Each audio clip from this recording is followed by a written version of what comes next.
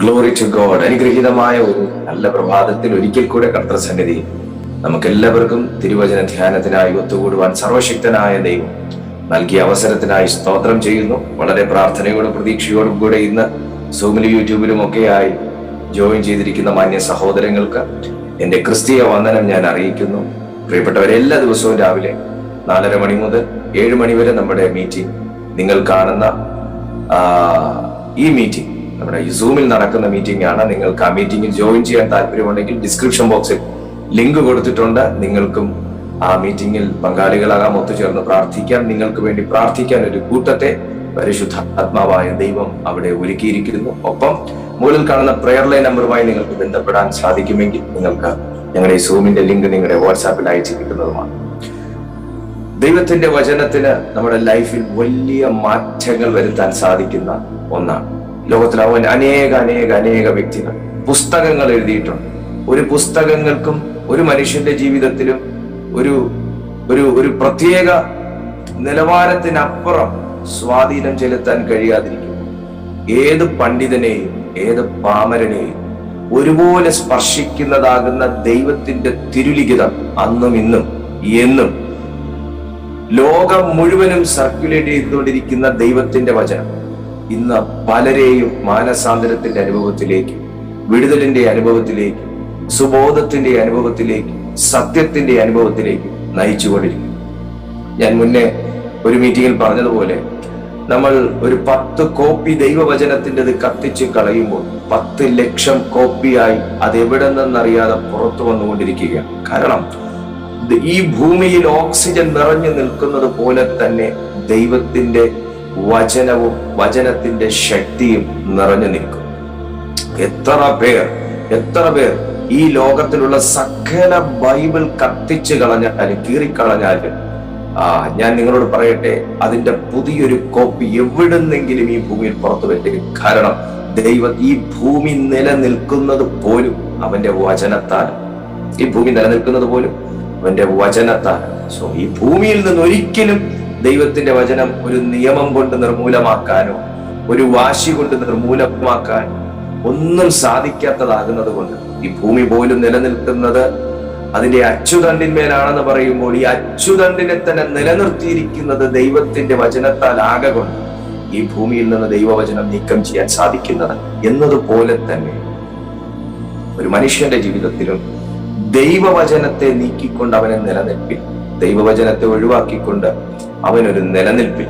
അതുകൊണ്ട് ആ ദൈവവചനത്തെ സ്നേഹിക്കുന്ന, ആ ദൈവവചനത്തിൽ വിശ്വസിക്കുന്ന, ആ ദൈവത്തിൽ വിശ്വസിക്കുന്ന നിങ്ങളുടെ ജീവിതത്തിനകത്ത് നിങ്ങളെ നിലനിർത്തത്തില്ലെന്ന് പറയുന്നത് എന്ത് തന്നെയാണെങ്കിൽ, നിങ്ങളെ ഈ ഭൂമിയിൽ നിന്ന് നീക്കം ചെയ്യുമെന്ന് പറയുന്നത് എന്ത് തന്നെയാണെങ്കിൽ, നിങ്ങളെ ഈ ഭൂമിയിൽ നിർത്തത്തില്ലെന്ന് പറയുന്നത് എന്ത് തന്നെയാണെങ്കിൽ, വചനത്തിന്റെ ശക്തിയാൽ കർത്താവിൽ അതിനെ നീക്കം ചെയ്യാൻ സാധിക്കും. നിങ്ങളുടെ ജീവിതത്തിൽ ഒരു പുതിയ അനുഭവം നൽകാൻ സാധിക്കും. നിങ്ങളെ കർത്താവ് സ്പർശിക്കും. അതിന് ദൈവവചനത്തിന് മാത്രമേ കഴിയത്തുള്ളൂ. ലൂക്കോസ് എഴുതിയ സുവിശേഷം 18-ാമത്തെ അധ്യായം അതിന്റെ 7-ഉം 8-ഉം വാക്യത്തിൽ നമുക്കിങ്ങനെ കാണാം: ദൈവമോ രാപ്പകൽ തന്നോട് നിലവിളിക്കുന്ന തന്റെ വൃതന്മാരുടെ കാര്യത്തിൽ ദീർഘക്ഷമയുള്ളവനായാലും അവരെ പ്രതിക്രിയ നടത്തി രക്ഷിക്കുകയില്ലയോ? നോക്കുക, ദൈവത്തിന്റെ പരിശുദ്ധാത്മാവ് പ്രാർത്ഥിക്കുന്ന ഒരു കൂട്ടം ജനത്തോട് ദൈവാത്മാവിൽ സംസാരിക്കുന്ന വാക്കാണ്. യേശുക്രിസ്തു തന്നെ പ്രാർത്ഥനയുടെ ഇമ്പോർട്ടൻസിനെ കുറിച്ച് ജനത്തെ പഠിപ്പിച്ചതിന് ശേഷം അതിനൊരു ഉപമയായി പറയുന്ന ഒരു കാര്യമാണ്. ഒരു ഉപമ നമുക്ക് 18-ാമത്തെ അധ്യായം തുടക്കത്തിൽ തന്നെ കാണാം. മടുത്തു പോകാതെ പ്രാർത്ഥിക്കേണ്ടതിന്റെ ആവശ്യകത എന്ത് എന്ന് പഠിപ്പിക്കുന്ന ഒരു വേദഭാഗം നമുക്ക് ലൂക്കോസിന്റെ സുവിശേഷം 18-ന്റെ തുടക്കത്തിൽ നമുക്ക് കാണാം. പ്രാർത്ഥിക്കുന്ന ഒരു വ്യക്തിയോട് ദൈവം മറുപടി കൊടുക്കുന്നത് എങ്ങനെയെന്നും, മറുപടി അല്പം വൈകിയാലും മറുപടി കൊടുക്കാത്ത ദൈവമല്ല എന്നും യേശുക്രിസ്തു വ്യക്തമാക്കുന്നത്, ഉപമകളിലൂടെ വ്യക്തമാക്കുന്നത് നമുക്ക് അവിടെ കാണാം. അപ്പോൾ തന്നെ കർത്താവ് അവിടെ വളരെ മർമ്മപ്രധാനമായ ഒരു സംഗതി പറഞ്ഞു വെക്കുന്നത് ഇതാണ്: ദൈവമോ രാപ്പകൽ തന്നോട് നിലവിളിക്കുന്ന തന്റെ വൃതന്മാരുടെ കാര്യത്തിൽ ദീർഘക്ഷമയുള്ളവനായാലും അവൻ ആ വിഷയങ്ങളുടെ മേൽ ആ പ്രശ്നങ്ങളുടെ മേൽ, ആ പ്രാർത്ഥനയുടെ മേൽ പ്രതിക്രിയ നടത്തി രക്ഷിക്കുക ഇല്ലയോ? നോക്കുക, ഇതിന്റെ അർത്ഥം ഏതൊരു മനുഷ്യന്റെയും ലൈഫിൽ ഒരു പ്രശ്നങ്ങളില്ലാത്ത ആരാണ്? എല്ലാവർക്കും പ്രശ്നങ്ങളുണ്ട്. എന്നാൽ ഏതൊരു മനുഷ്യന്റെയും ലൈഫിൽ ഒരു പ്രശ്നം എന്ന് അവന്റെ അധരം കൊണ്ട് ഉച്ചരിക്കുന്നതിന്റെ പിന്നിൽ അവനെ നിലനിർത്താത്ത തരത്തിൽ അസഹ്യപ്പെടുത്തുന്ന ഒരാത്മാവുണ്ട് എന്നുള്ളതിന് തർക്കമില്ല. ഏത് പ്രശ്നങ്ങളോ ആയിക്കോട്ടെ, കടലിലേക്ക് നോക്കിയാൽ തിരമാല ഇളകുന്നതിനും കടലിൽ കാറ്റടിക്കുന്നതിനും പടക് തകരുന്നതിനും പിന്നിലെല്ലാം ഓരോ ആത്മാക്കൾ ഉണ്ടായിരുന്നു. കടലിൽ തിര തള്ളിക്കേറുന്നതിനും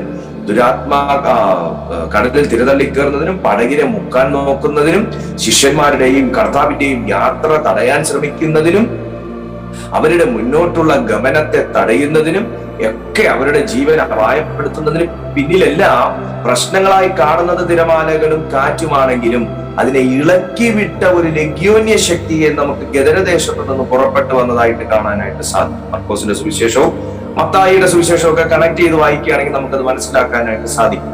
നമ്മുടെ കാഴ്ചയുടെ മുമ്പിൽ തിരമാല, നമ്മുടെ കാഴ്ചയുടെ മുമ്പിൽ കാറ്റ്, കാഴ്ചയുടെ മുമ്പിൽ പ്രതികൂലം എന്നൊക്കെയാണ് നാം പറയുന്നതെങ്കിലും ഇതിന്റെ പിന്നിൽ പ്രവർത്തിക്കുന്ന ഒരു ശക്തിയോടാണ് എപ്പോഴും കർത്താവ് ഇടപെട്ടുകൊണ്ടിരുന്നത്. ഇതിന്റെ പിന്നിൽ ഈ തിരയെ കടലിൽ നിന്ന് പൊക്കി പടകിലേക്ക് കൊണ്ടുവരുന്ന ശക്തിയുടെ പിന്നിലാണ്, അതിന്റെ ഉത്ഭവ കേന്ദ്രവുമായിട്ടായിരുന്നു എപ്പോഴും കർത്താവ് സംവദിച്ചിരുന്നത്. നോക്കുക, ഒന്നിനെയും കാറ്റെ അടങ്ങുക, കടലെ ശാന്തമാകുക എന്നൊക്കെ പറയുന്നു എങ്കിലും കർത്താവ് ഇടപെട്ടുകൊണ്ടിരുന്നത് ആ പ്രശ്നത്തിന്റെ വേരിനോടായിരുന്നു, തണ്ടിനോടായിരുന്നു, പ്രശ്നത്തിന്റെ വേരിനോടായിരുന്നു. അടങ്ങിയത് തിരമാലയല്ല, അതിനെ ഉയർത്തിയ ശക്തികളാണ്. അവരെ അസഹ്യപ്പെടുത്തിയ, അവരുടെ ജീവൻ അപായപ്പെടുത്താൻ ശ്രമിച്ച,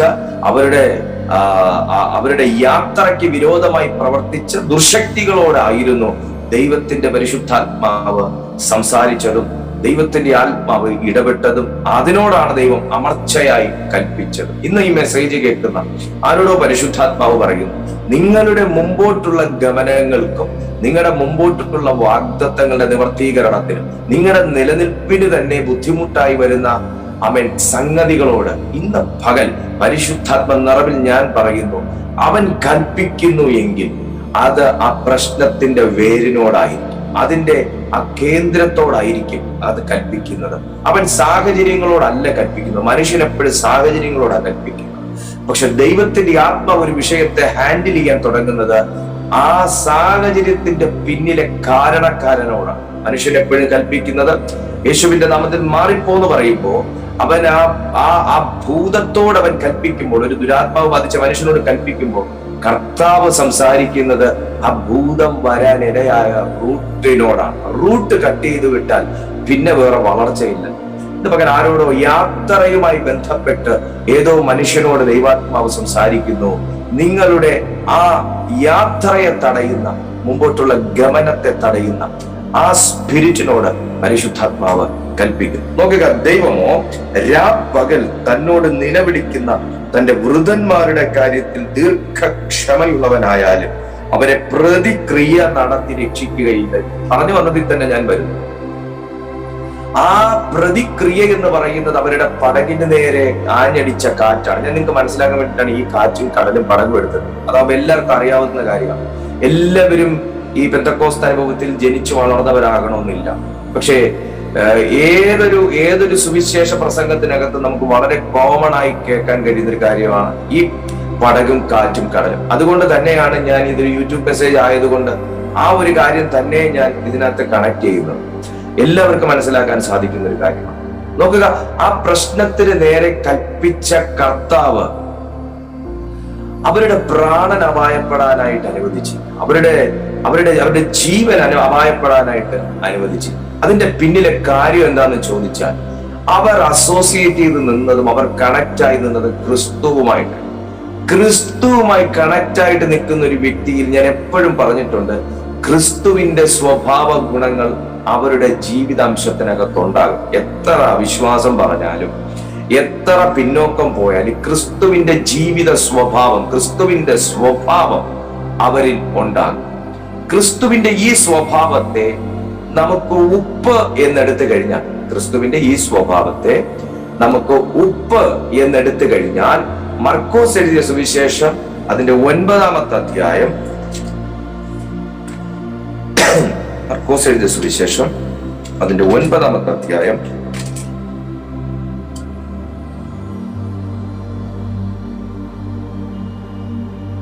50-ാമത്തെ വാക്യം നമുക്കൊന്ന് വായിക്കാം. 50-ാമത്തെ വാക്യം, മർക്കോസ് എഴുതിയ സുവിശേഷം 9:50. ഉപ്പ് നല്ലതു തന്നെ, ഉപ്പ് കാരമില്ലാതെ പോയാൽ എന്തൊന്നിനാൽ അതിന് രസം വരും. നിങ്ങളിൽ തന്നെ ഉപ്പുള്ളവരും അന്യോന്യം സമാധാനമുള്ളവരും ആയിരിക്കും. നിങ്ങൾ തന്നെ ഉപ്പുള്ളവരും അന്യോന്യം സമാധാനമുള്ളവരുമായി. ഒരുപക്ഷെ സുവിശേഷങ്ങൾ വായിക്കുമ്പോൾ ഒരു മനുഷ്യനെ കൺഫ്യൂസ് ചെയ്യാൻ സാധ്യതയുള്ള ഒരു ഭാഗമാണ് ഈ ഉപ്പുമായി ബന്ധപ്പെട്ട ആ ഒരു ഭാഗം. കാരണം മനുഷ്യ ഉപ്പ് കാരമില്ലാതെ പോയാൽ അതിന് എന്തൊന്നുകൊണ്ട് രസം വരുത്താം, നിങ്ങൾ ഭൂമിയുടെ ഉപ്പാകുന്നു, ഇങ്ങനെയൊക്കെ കർത്താവ് പറയുമ്പോൾ ഒരുപക്ഷെ നമുക്ക് മാനുഷിക ബുദ്ധിയിൽ ചിന്തിച്ചു കഴിഞ്ഞാൽ നമുക്ക് അതിനെ എത്രത്തോളം മനസ്സിലാക്കാൻ സാധിക്കുമെന്ന് അറിയത്തില്ല. പക്ഷെ വേദപുസ്തകത്തിൽ ഉപ്പിന് ഭയങ്കര പ്രാധാന്യമുള്ള ഒരു ഇൻഗ്രീഡിയന്റ് ആണ്. ഒരിക്കലും നമുക്ക് വേദപുസ്തകത്തിൽ നിന്ന് ഉപ്പിനെ മാറ്റി നിർത്തിക്കഴിഞ്ഞാൽ വേദപുസ്തകത്തിൽ നിന്ന് ക്രിസ്തുവിനെ മാറ്റി നിർത്തുന്നതിന് സമം തന്നെയാണ്. കാരണം ഉപ്പ് അത്ര ഇമ്പോർട്ടന്റ് ആണ്.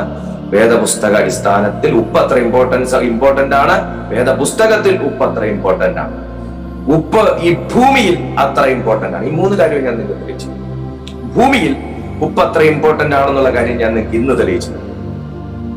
ഒരു മനുഷ്യന്റെ നിലനിൽപ്പിന് ഉപ്പ് അവിഭാജ്യ ഘടകമാണെന്ന് പറഞ്ഞാൽ ഒരുപക്ഷെ നിങ്ങൾ എന്നോട് തർക്കിക്കാൻ സാധ്യതയുണ്ട്. കാരണം ഉപ്പ് ഒഴിവാക്കിയും നമുക്ക് ഭക്ഷണം കഴിക്കാം എന്ന് നമുക്ക് പറയാനായിട്ട് സാധിക്കും.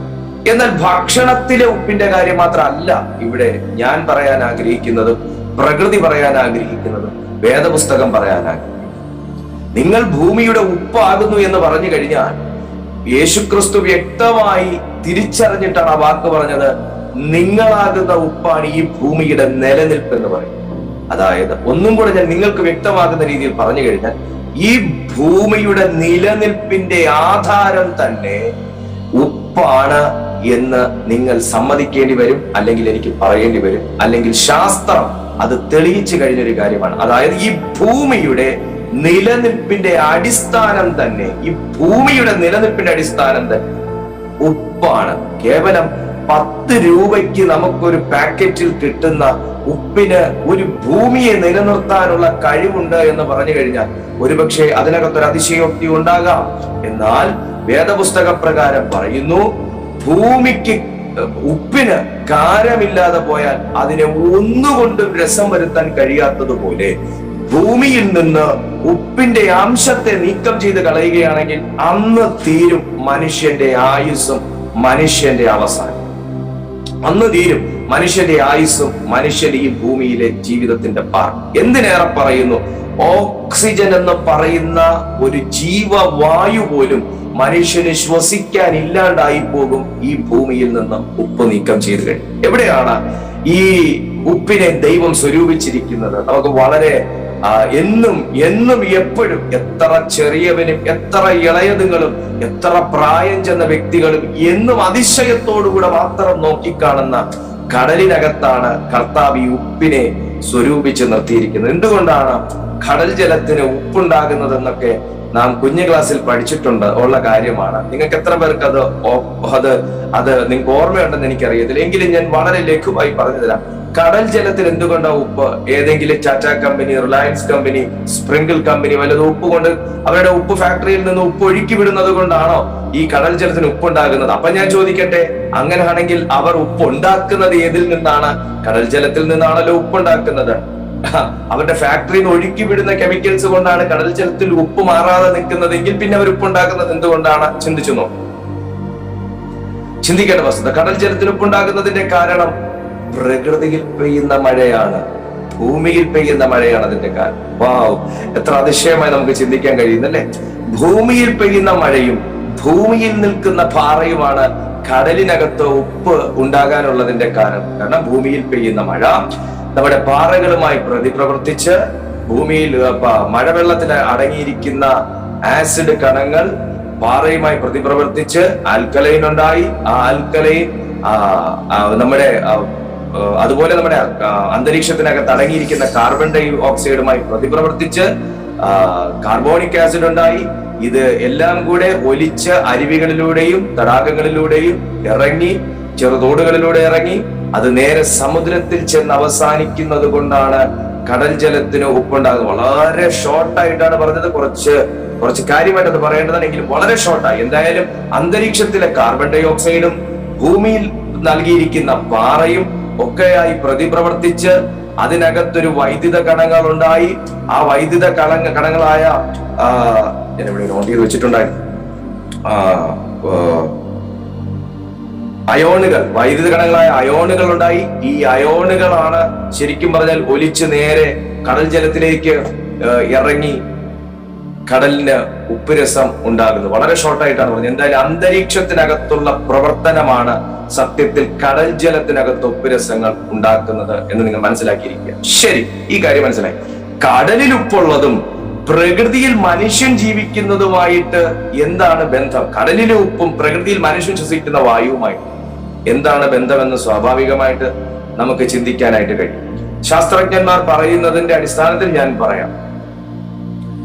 സമുദ്രത്തിനകത്തുനിന്ന് ഉപ്പ് നീക്കം ചെയ്ത് കഴിഞ്ഞാൽ ഈ പ്രകൃതിയുടെ മേൽ നടക്കുന്ന ഫോട്ടോസിന്തസിസ് എന്ന് പറയുന്ന ആ പ്രക്രിയ ആദ്യം അവസാനിക്കും. ഈ ഫോട്ടോസിന്തസിസ് നടക്കുന്നത് കൊണ്ടാണ് അന്തരീക്ഷത്തിലുള്ള കാർബൺ ഡൈ ഓക്സൈഡിനെ വേർതിരിച്ച് നമുക്ക് ഓക്സിജനായി കൺവേർട്ട് ചെയ്ത് മനുഷ്യന്റെ നിലനിൽപ്പിനെ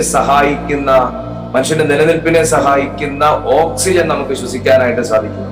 രണ്ടാമത്തെ കാര്യം, അതിന് സഹായിക്കുന്നതാണ് സമുദ്രത്തിനടിയിലെ ആൽഗകളാണ് അതിന് സഹായിക്കുന്ന, ഫോട്ടോസിന്തസിസിന് സഹായിക്കുന്ന പ്രധാനപ്പെട്ട ഘടകം എന്ന് പറയുന്നത്. മറ്റൊരു കാര്യം, സമുദ്രത്തിനകത്തുള്ള മത്സ്യങ്ങളുടെ നിലനിൽപ്പ്, സമുദ്രത്തിനകത്തുള്ള പ്ലാന്റ്സ്, സമുദ്ര ജൈവ സസ്യങ്ങൾ, അതിന്റെ നിലനിൽപ്പ്, ഇതിനെല്ലാം ഉപ്പെന്ന് പറയുന്ന ഒരു ഘടകം വളരെ അത്യാവശ്യമായതുകൊണ്ട് എന്ന് ഈ ഉപ്പിനെ സമുദ്രത്തിൽ നിന്നും വേർപിരിക്കുന്നു, അതോടെ ആദ്യം അവസാനിക്കുന്നത് സമുദ്രജല ജീവികളും അതിന്റെ സസ്യങ്ങളും നശിക്കുമെന്നുള്ളതാണ്. അപ്പൊ ഉപ്പിന് ജീവൻ നിലനിർത്താൻ കഴിവുണ്ടെന്നുള്ളത് ഒന്നാമത്തെ തെളിവ്. രണ്ടാമത്തെ കാര്യം, ഇത് അവസാനിക്കുന്നതോടുകൂടെ ആൽഗകളുടെ നിലനിൽപ്പ് അവസാനിക്കും. അതോടുകൂടെ പ്രകൃതിയിൽ നടക്കുന്ന ഫോട്ടോസിന്തസിസ് എന്ന ഒരു പ്രകാശ സംശ്ലേഷണം എന്ന പ്രക്രിയ അവസാനിച്ചു കിട്ടും. അതോടുകൂടെ മനുഷ്യന്റെ ശ്വസന വായുവായ പ്രാണവായുവായ ഓക്സിജന്റെ ഉൽപാദനം അവസാനിക്കും. കാരണം അന്തരീക്ഷം മുഴുവൻ കാർബൺ ഡൈ ഓക്സൈഡ് കൊണ്ട് നിറഞ്ഞു പോകും. അതിനകത്ത് ഓക്സിജൻ നമുക്ക് ലഭിക്കാതെ വരും. സസ്യങ്ങൾക്ക് ഓക്സിജൻ പുറപ്പെടുവിക്കാൻ കഴിയാണ്ട് വരും, ഫോട്ടോസിന്തസിസ് ഇല്ലാത്തത് കൊണ്ട്. തൽഫലമായി മനുഷ്യന്റെ നിലനിൽപ്പും കൂടെ അവസാനിപ്പിച്ച് കിട്ടും. കൂടാതെ ആഗോളതാപനം വർദ്ധിക്കും, ആഗോളതാപന അവസ്ഥ വർദ്ധിക്കും. അതുപോലെ തന്നെ കാലാവസ്ഥ പ്രതികൂലമായി മാറും.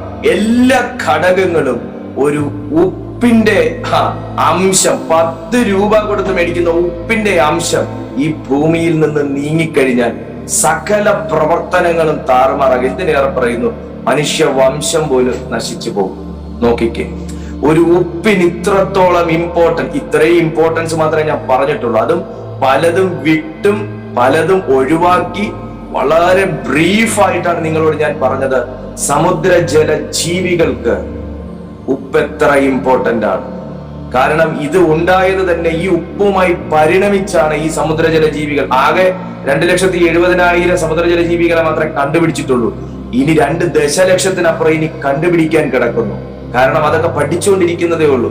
ഇതെല്ലാം ഉണ്ടായിരിക്കുന്നത് ഉപ്പുമായിട്ടുള്ള പ്രതിപ്രവർത്തനത്തിന്റെ ഫലമായിട്ട്. ചിന്തിക്കുക, ഉപ്പെന്ന് പറയുന്ന ഈ കർത്താവ് ഉപ്പ് എന്ന് പറഞ്ഞ മർക്കോസിന്റെ സുവിശേഷത്തിൽ ഇങ്ങനെ അങ്ങ് പറഞ്ഞു വിട്ട ഘടകത്തിന് എത്ര ജീവൻ നിലനിർത്താൻ കഴിവുണ്ട് എന്ന് നിങ്ങൾ ചിന്തിച്ചു നോക്കുക. കർത്താവ് ഇത്രയും വലിയ കാര്യത്തെ ഇത്രയും ചെറിയ കാര്യമായി ദൈവം പറഞ്ഞെങ്കിൽ കർത്താവ് എത്രയോ വലുതായി പറഞ്ഞ കാര്യങ്ങളെ എത്രയോ വലുതായി നാം കാണേണ്ടത് അത്യാവശ്യമാണ്. പ്രിയപ്പെട്ട, യേശുവിന്റെ വായിൽ നിന്ന് ഒന്നും വെറുതെ വന്നിരുന്നു, ഒരു ഉപമ പോലും വെറുതെ വന്നിരുന്നു, ഒരു എക്സാമ്പിൾ പോലും കർത്താവിന്റെ വായിൽ നിന്ന് വെറുതെ വന്നിരുന്നു. പൊള്ളവാക്ക് യേശു പറഞ്ഞിരുന്നു. എങ്കിൽ നിങ്ങൾ മനസ്സിലാക്കുക, ഉപ്പെന്ന് പറയുന്നതിന് ഒരു ജീവൻ നിലനിർത്താൻ കഴിവുണ്ടെങ്കിൽ ഇനി ഈ ഉപ്പിന്റെ പ്രൊഡക്ഷൻ, ഉപ്പെന്ന അംശം കടലിലേക്ക് എത്തിക്കാൻ പുറമെ നടക്കുന്ന ചില സംഭവ വികാസങ്ങളാണ് അതിന് കാരണമായത്. ഒന്നുകൂടെ ഞാൻ പറയും, ഉപ്പെന്ന അംശം കടലിൽ ഉൽപ്പാദിപ്പിക്കുന്നതല്ല, അത് പുറത്തുൽപ്പാദിപ്പിക്കുന്നതാണ്. പുറത്തുള്ള പല പ്രതിപ്രവർത്തനങ്ങളുടെ ഫലമായി ഒലിച്ചിറങ്ങുന്ന അയോണുകളാലും ആൽക്കലൈനുകളാലും ഉൽപ്പാദിപ്പിക്കപ്പെടുന്ന ഒന്നാണ് ഉപ്പെന്ന് പറയുന്നത്. അത് സംഭവിക്കുന്നത് ഭൂമിയിൽ നടക്കുന്ന ചില പ്രതിപ്രവർത്തനത്തിന്റെ ഫലമായിട്ടാണ്. അതിന് ജീവൻ നിലനിർത്താൻ ഇത്രയും കഴിവുണ്ടെങ്കിൽ, നിങ്ങൾ ഭൂമിയുടെ ഉപ്പാകുന്നു എന്ന് പറയുമ്പോൾ, ഉപ്പ് കാരമില്ലാതെ പോകരുത് എന്ന് കർത്താവ് അവകാശപ്പെടുമ്പോൾ, നമ്മെ ഉപ്പുള്ളവനും ഉപ്പിന്റെ സ്വഭാവമുള്ളവനുമാക്കി തീർക്കുന്നു. അതായത് ഈ ഭൂമിയിലെ നമ്മുടെ മുമ്പിൽ കാണുന്ന പല സാഹചര്യങ്ങളും പലതുമായിട്ടുള്ള പ്രതിപ്രവർത്തനത്തിന്റെ ഫലമായി നമ്മിൽ തന്നെ രൂപാന്തരപ്പെട്ടു വരുന്നതുമാകുന്ന അംശമാണ് സത്യം പറഞ്ഞാൽ ഉപ്പ് എന്ന് പറയുന്നത്. ഇതുപോലെ പെയ്യുന്ന പേമാരി, ഇതുപോലെ പാറയുമായിട്ടുള്ള പ്രതിപ്രവർത്തനം, ഇതുപോലെ അതിൽ നിന്ന് വേർപെട്ട് വരുന്ന പല ഘടകങ്ങൾ നമ്മെ ഉപ്പിന്റെ അംശമുള്ളവനാക്കി തീർക്കുന്നു. പാറ ക്രിസ്തു, ഈ കാണുന്ന പേമാരി മഴ. നോക്കുക, ഈ സാഹചര്യങ്ങൾ മുഴുവൻ, ഈ മഴയാകുന്ന സാഹചര്യങ്ങൾ മുഴുവൻ ഒരു ശരിക്കുള്ള ദൈവവിശ്വാസിയെ ക്രിസ്തുവിലേക്ക് അടുപ്പിക്കുന്നു എന്നുണ്ടെങ്കിൽ, ക്രിസ്തുവാകുന്ന പാറയിലേക്ക് അടുപ്പിക്കുന്നു എന്നുണ്ടെങ്കിൽ, ഈ സാഹചര്യമാകുന്ന മഴയും ക്രിസ്തുവാകുന്ന പാറയും തമ്മിലുള്ള പ്രതിപ്രവർത്തനത്തിൽ നിന്നും പുറപ്പെടുവിക്കുന്ന വൈദ്യുത കണങ്ങളായ അംശങ്ങൾ എന്നെ ഗുണമുള്ള ഉപ്പിന്റെ അനുഭവത്തിലേക്ക് എത്തിക്കുമെങ്കിൽ, ഇന്ന് നിങ്ങൾ അനുഭവിക്കുന്ന സാഹചര്യം നല്ലതാണ്. നിങ്ങൾ കടന്നുപോയിക്കൊണ്ടിരിക്കുന്ന പേമാരിയുടെ അനുഭവം നല്ലതാണ്. നിങ്ങളെ പാറയിലേക്ക് അടുപ്പിക്കുക. നിങ്ങൾ ഇന്ന് കടന്നുപോയിക്കൊണ്ടിരിക്കുന്ന ബുദ്ധിമുട്ടുകൾ നല്ലതാണ്. കാരണം ആ ക്രിസ്തുവാകുന്ന പാറയുമായി ഒരു പ്രതിപ്രവർത്തനം ഉണ്ടായെങ്കിൽ മാത്രമേ അംശം പുറത്തു വരികയുള്ളൂ. ഉപ്പിനെ വീട്ടിലെ അമ്മമാർ ഉപയോഗിക്കുന്ന മറ്റൊരു കാര്യമാണ് കറിക്ക് രുചി വരുത്താൻ. പക്ഷെ ഒരു കാര്യമുണ്ട്, കറിയോളം കണക്കിന് ആരും ഉപ്പിടാറില്ല. വെജിറ്റബിൾസിനോളം, ഒരു ബൗൾ വെജിറ്റബിൾസ് ആണെന്നുണ്ടെങ്കിൽ ഒരു ബൗൾ ഉപ്പ് ആരും ഇടാറില്ല. ഒരംശമേ ഇടും. അത്രയും മതി, അത്രയും മതി. മറ്റൊന്ന്, വസ്തുക്കൾ കേടാകാതിരിക്കാൻ വേണ്ടി സൂക്ഷിക്കുന്ന ഒന്നാണ് ഉപ്പ്. പണ്ട് കാലങ്ങളിൽ, ഇന്നല്ലേ ഫ്രീസർ ഉള്ളത്, ഫ്രിഡ്ജ് ഉള്ളത്.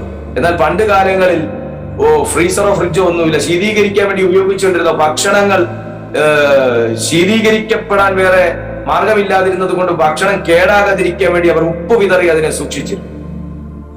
നോക്കുക, ഉപ്പിന് ജീവനുണ്ട് പ്രിയപ്പെട്ടവൻ, ഉപ്പിന് ജീവനുണ്ട്. പക്ഷെ നിങ്ങളുമാകുന്ന വ്യക്തിയുമായി ആ ഉപ്പ് പ്രവർത്തിക്കുമ്പോഴാണ് അതിന് ജീവൻ ഉണ്ടാകുന്നത്. നമ്മുടെ ഉപ്പ് ക്രിസ്തുവാണ്, ക്രിസ്തുവിന്റെ ആത്മാവാണ്. ഇതിന്റെ ഒരംശം നമ്മൾ ഏതിലെങ്കിലും ഒന്ന് വിതറാൻ തയ്യാറായ ആ വസ്തു കേടാകത്തില്ല, അത് ജീവിക്കും. ആ പ്രതീക്ഷ കേടാകത്തില്ല, അത് ജീവിക്കും. ആ വിശ്വാസം കേടാകത്തില്ല, അത് ജീവിക്കും. ആ ഉപ്പിന് അങ്ങനെ ജീവിപ്പിക്കാനുള്ള ഒരു കഴിവുണ്ട്. ഹല്ലേലൂയ. എത്ര പേർക്ക് മനസ്സിലായി ഞാൻ പറഞ്ഞ കാര്യം? സമയക്കുറവ് കൊണ്ട് ഒരുപാട് മുമ്പോട്ട് പോകാൻ കഴിയുന്നില്ലെങ്കിലും ഉപ്പിന്റെ കാര്യത്തെ നിങ്ങൾ വിട്ടുകളയരുത്. ഈ ഭൂമിയിൽ കേടാകാൻ വേണ്ടി വിളിച്ചിരിക്കുന്ന ഒരു വ്യക്തി അല്ല താൻ.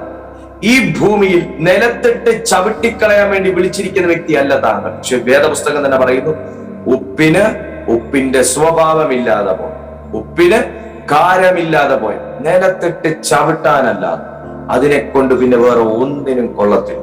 നിലത്തിട്ട് ചവിട്ടാനല്ലാതെ അതിനെ കൊണ്ട് വേറെ ഒന്നിനും കൊള്ളത്തില്ല. പ്രിയപ്പെട്ടവരെ, നാം നിലത്ത് വീണു പോകുന്നുവെങ്കിൽ നമ്മിൽ ഉപ്പിന്റെ അംശം പോയി. നാം നിലത്തിട്ട് ചവിട്ടപ്പെടുന്നുവെങ്കിൽ നമ്മിൽ ഉപ്പിന്റെ അംശം പോയി. നമുക്കൊന്നിനെ ജീവിപ്പിക്കാൻ കഴിയുന്നില്ലെങ്കിൽ നമ്മിൽ ഉപ്പിന്റെ അംശം പോയി. നമുക്കൊന്നിനെ ജീവൻ നിലനിർത്താൻ കഴിയുന്നില്ലെങ്കിൽ, ഒന്നിന്റെ ജീവൻ നിലനിർത്താൻ കഴിയുന്നില്ലെങ്കിൽ നമ്മിൽ ഉപ്പിന്റെ അംശം പോയി. നമ്മെ കൊണ്ട് ഒന്നിനും രുചി വരുത്താൻ കഴിയുന്നില്ലെങ്കിൽ നമ്മിൽ ഉപ്പിന്റെ അംശം പോയി. തിരിച്ചറിയുക, ഒന്നുകൊണ്ടും രസം വരുത്താൻ കഴിയുകയില്ല. ഉപ്പിന്റെ നിറം വെളുപ്പാണ്, വെള്ളയാണ്, വൈറ്റാണ്. ഉപ്പിന്റെ അംശം പോയി എന്ന് പറഞ്ഞ് വൈറ്റിനൊന്നും ഒരു കുറവും കാണത്തില്ല. വൈറ്റ് ആൻഡ് വൈറ്റ് തന്നെയായിരിക്കും. പക്ഷെ ഉപ്പിന്റെ അംശം അതിനകത്ത് ഉണ്ടാകണമെന്ന് ഒരു നിർബന്ധവുമില്ല. ഉപ്പിനകത്തുനിന്ന് ഉപ്പിന്റെ കാരം പോയി കഴിഞ്ഞാൽ അത് നേരെ വെള്ള മാറി കറുപ്പാകുന്നൊന്നുമില്ല, വൈറ്റ് ആൻഡ് വൈറ്റ് തന്നെയായി.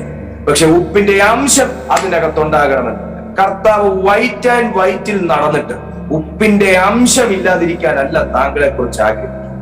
താങ്കളിൽ ഉപ്പിന്റെ നിറമുള്ളതുപോലെ ഉപ്പിന്റെ അംശം ഉണ്ടാകണമെന്ന് ആഗ്രഹിക്കും. നിങ്ങൾ രുചി വരുത്തുന്നവരായിരിക്കട്ടെ, നിങ്ങൾ ജീവിപ്പിക്കുന്നവരായിരിക്കട്ടെ, നിങ്ങൾ കേടുവരുത്താത്തവരായിരിക്കട്ടെ, നിങ്ങൾ സ്വാദ് പകരുന്നവരായിരിക്കട്ടെ, നിങ്ങൾ ജീവൻ നിലനിർത്തുന്ന അവിഭാജ്യ ഘടകമായി മാറട്ടെ. നോക്കുക, സമുദ്രങ്ങളിൽ വെള്ളമുള്ളത് കൊണ്ട് മാത്രമല്ല സമുദ്രജല സസ്യങ്ങളും ജീവികളും മത്സ്യങ്ങളും ജീവിക്കുന്നത് പ്രിയപ്പെട്ടവരെ, അതിനകത്ത് ഉപ്പിന്റെ അംശമുള്ളത് കൊണ്ടാണ്. Praise God. അതുകൊണ്ട് നാം ഭൂമിയുടെ ഉപ്പാണ്, നിങ്ങൾ വീടിനകത്തുള്ള ഉപ്പാണ്. മറ്റൊരു കാര്യം, ലേവ്യ പുസ്തകമൊക്കെ വായിക്കാമെങ്കിൽ നിങ്ങൾക്ക് കാണാൻ കഴിയും, ഉപ്പ് വിതറുന്ന ഒരവസ്ഥ. ശുശ്രൂഷ പുരോഹിതന്മാർ ഉപ്പ് വിതറി പ്രാർത്ഥിക്കുന്ന ഒരു സ്ഥലം ശുദ്ധീകരിക്കാൻ അവരുടെ യാഗങ്ങളിൽ ഒക്കെ ഉപ്പ് വിതറുന്നത് നമുക്ക് ലേവ്യ പുസ്തകത്തിനകത്ത് കാണാനായിട്ട് കഴിയും. അതുപോലെ തന്നെ നമുക്ക് കാണാൻ കഴിയുന്നത് മെഡിസിൻസിന്റെ ഔഷധങ്ങളുടെ ഉപയോഗങ്ങൾക്ക് വേണ്ടിയിട്ടും നമുക്ക് ഉപ്പ് ഉപയോഗിക്കുന്നതായിട്ട് നമുക്ക് കാണാൻ കഴിയും. എന്നിങ്ങനെ ഉപ്പിനെ പണ്ടുകാലം മുതലേ ഒഴിവാക്കാൻ കഴിയാത്ത ഒരു ഘടകമായി മാറിയിട്ടുണ്ട്. പ്രിയപ്പെട്ടവർ, വായിച്ചു തുടങ്ങിയത് ഇങ്ങനെയാണ്: ദൈവമോ രാപ്പകൽ തന്നോട് നിലവിളിക്കുന്ന തന്റെ വൃതന്മാരുടെ കാര്യത്തിൽ ദീർഘക്ഷമയുള്ളവരാണെങ്കിൽ, ആ നിലവിളിച്ച വൃതന്മാർ ആരും തന്നെ മറുപടി കിട്ടാതെ ഈ ഭൂമിയിൽ നിന്ന് പോയിട്ടില്ല. അത് ഏലിയാവായിക്കോട്ടെ, ഏലിശയായി. ഏലിയാവിന്റെ കാലത്തെ കുറിച്ചാണ് ശരിക്കും പറഞ്ഞാൽ റോമർക്ക് എഴുതിയ ലേഖനത്തിൽ പറയുന്നത്, ബാലിനും മുട്ടുമടക്കാത്ത 7000 പുരുഷന്മാരെ ഞാൻ ശേഷിപ്പിച്ചിരിക്കും. ബാലിന് മുട്ടുമടക്കാത്ത 7000 പുരുഷൻ. പ്രിയപ്പെട്ടവരെ, ഏലിയാവിന്റെ കാലഘട്ടത്തിൽ ആഹാബും ഇസബേലും ആ ദേശം ഭരിച്ചുകൊണ്ടിരുന്ന സമയത്ത് ബാൽ എന്ന് പറയുന്ന ദേവനായിരുന്നു അവരുടെ ദൈവം. അതിന്റെ പൊറുതിമുട്ടലുകൾ കൊണ്ട് അതിനെ വകവരുത്താൻ വേണ്ടി ഏലിയാവ് എന്ന് പറയുന്ന മനുഷ്യനെ ദൈവം അഭിഷേകം ചെയ്തു. ബാലിന്റെ പ്രവർത്തനത്തിന്റെ അപ്പുറം പ്രവർത്തനങ്ങൾ എന്റെ കർത്താവ് കാഴ്ചവെച്ചു. അവരെ കൊണ്ട് നടക്കാത്ത കാര്യം എന്റെ കർത്താവിനെ കൊണ്ട് സാധിക്കുമെന്ന് ഏലിയാവിന്റെ ശുശ്രൂഷയിലൂടെ ദൈവം തെളിയിച്ചു കൊടുത്തു.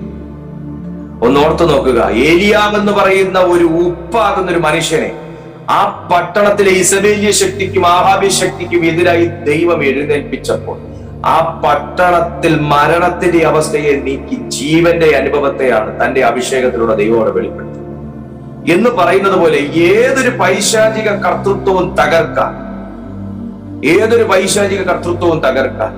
നിങ്ങളുടെ ഭവനത്തിനകത്ത് ഉപ്പായി കർത്താവ് കണ്ടിരിക്കുന്നത് നിങ്ങളെ. നമ്മൾ പട്ടണത്തിൽ ഉപ്പ് വിതറി പ്രാർത്ഥിക്കാറുണ്ട്, ഭവനത്തിൽ ഉപ്പ് വിതറി പ്രാർത്ഥിക്കാറുണ്ട്, ഭൂമിയിൽ ഉപ്പ് വിതറി പ്രാർത്ഥിക്കാറുണ്ട്. എന്തിനാ ചെയ്യുന്നത്? അത് ശുദ്ധീകരിക്കുന്ന ഒന്നാണ് ഉപ്പെന്ന് പറയുന്നത്. നിങ്ങൾ ഉപ്പാണെന്ന് പറയുന്നെങ്കിൽ നിങ്ങളെ ഒരു അനീതിയുള്ളവനായിട്ടോ അഴിമതിയുള്ളവനായിട്ടോ പാപിയായിട്ടോ അല്ല ദൈവം കാണുന്നത്, നിങ്ങളെ ശുദ്ധനായിട്ടാണ് ദൈവം കാണുന്നത്. അത് നമ്മുടെ പ്രവൃത്തികളൊന്നും കൊണ്ടല്ല. റോമർക്ക് എഴുതിയ ലേഖന പ്രകാരം അത് കൃപയാലാണ്, പുത്രന്റെ കൃപയാലാണ്. ആ കൃപയാൽ തെരഞ്ഞെടുക്കപ്പെട്ട നിങ്ങൾ ഭൂമിയുടെ ഉപ്പാണെന്ന് പരിശുദ്ധാത്മാവ് വെളിപ്പെടുത്തും. നിങ്ങൾ ശുദ്ധീകരിക്കപ്പെട്ടതും നിങ്ങൾ ശുദ്ധമാക്കുന്നതുമായി മാറുകയാണ് കർത്താവിന്റെ കൃപ. ഇന്നു മുതൽ നിങ്ങൾ തീരുമാനിക്കുക, ഞാനാണ് എന്റെ വീടിന്റെ ഉപ്പ്, ഞാനാണ് എന്റെ പട്ടണത്തിന്റെ ഉപ്പ്, ഞാനാണ് എന്റെ ദേശത്തിന്റെ ഉപ്പ്. ഞാൻ പ്രവർത്തിച്ചാൽ, ഞാൻ സംസാരിച്ചാൽ, ഞാൻ പ്രാർത്ഥിച്ചാൽ, ഞാൻ കൽപ്പിച്ചാൽ അവിടെ ജീവൻ വെളിപ്പെടും. കാരണം ഉപ്പിന് ജീവിപ്പിക്കാനുള്ള ശക്തിയുണ്ട്.